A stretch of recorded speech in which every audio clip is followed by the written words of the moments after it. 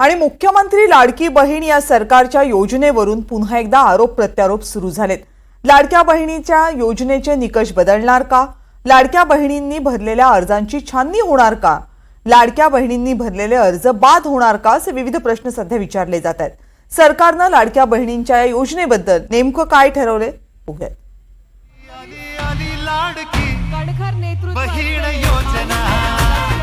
लाडक्या बहिणींना आम्हाला सगळ्यांना इथं बसवलं हे लक्षात ठेवा। जे आहे ते आहे, मान्य करायला शिकलं पाहिजे।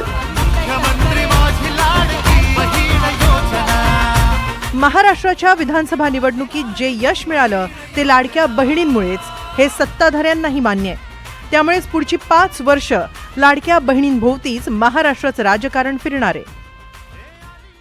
की राज्याच्या नव्या मुख्यमंत्र्यांच्या आता असं ध्यानात आलेलं आहे की अनेक कमवत्या महिला, कामधंदा करणाऱ्या मुंबईतल्या महिला ज्यांचं उत्पन्न खूप छान आहे, चांगलं आहे, मोठ्या मोठ्या कार्यालयातही काम करतात, अशा घरातल्या 3 महिलांना सुद्धा लाडकी बहीण योजनेचे पैसे जात आहेत। ही गरीब महिलांसाठी योजना होती, सामान्य महिलांसाठी योजना होती। काही लाख महिला अशा प्रकारे आता त्यांच्या समोर आलेल्या आहेत।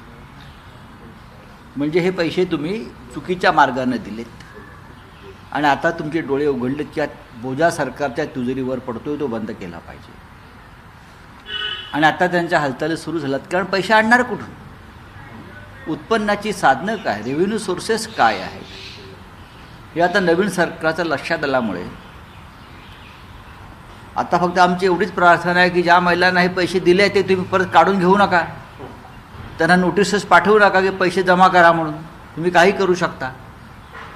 पण हे जे सुरू आहे त्या संपूर्ण घडामोडींवरती आमचं बारीक लक्ष आहे। कोणाची जर तक्रार त्या संदर्भामध्ये पुढं मागं कधीही, म्हणजे आज मी आमदार म्हणून आपल्या सर्वांसोबत संवाद साधत आहे, मंत्री म्हणून मी त्या विभागाचं काम केलेलं आहे, पुढं मागं कधीही त्या संदर्भातली कुठली स्पेसिफिक तक्रार जर आली तर त्या संदर्भातला जो काही तेवढ्या पुरतची स्क्रुटिनी करण्याचा, म्हणजे उदाहरणार्थ एखाद्या XYZ जिल्ह्यातल्या 100 लाभार्थ्यांबद्दल जर तक्रार झाली तर त्या 100 लाभार्थ्यांपुरतची चौकशी करायची किंवा नाही हा सुद्धा, किंवा स्क्रुटिनी करायची किंवा नाही हा सुद्धा निर्णय हा शासन जर तशा पद्धतीचं कधी काही घडलं किंवा आलं तर त्या संदर्भामध्ये घेण्यात येईल।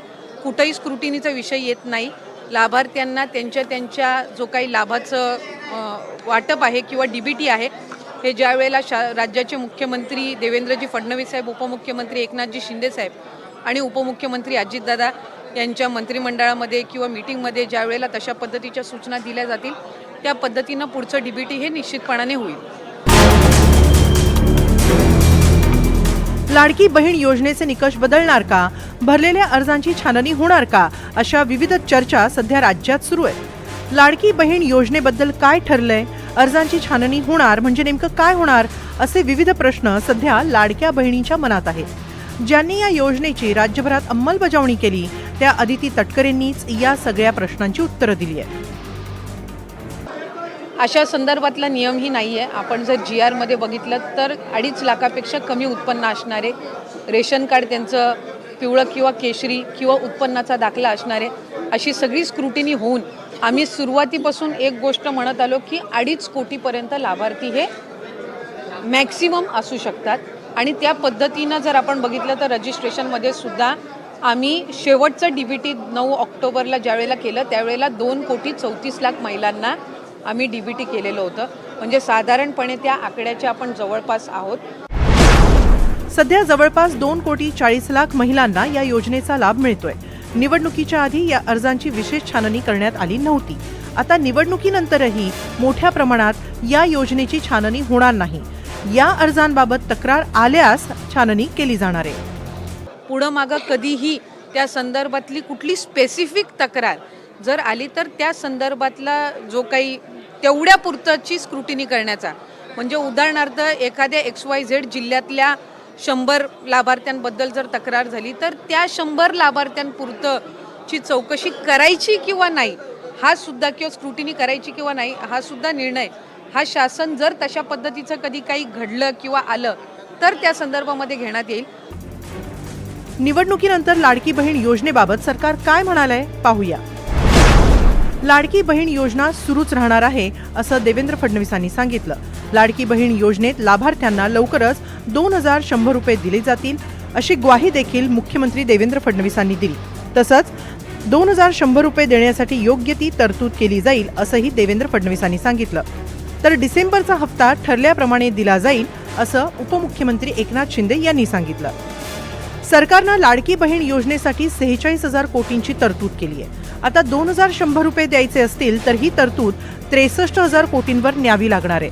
योजनेवर खुश होऊन लाडक्या बहिणींनी महायुतीला भरघोस मतं दिली. त्यामुळे सरकारला निवडणुकीनंतरही लाडक्या बहिणींना खुश ठेवावं लागणार आहे. Bureau report, NDTV Marathi, Mumbai.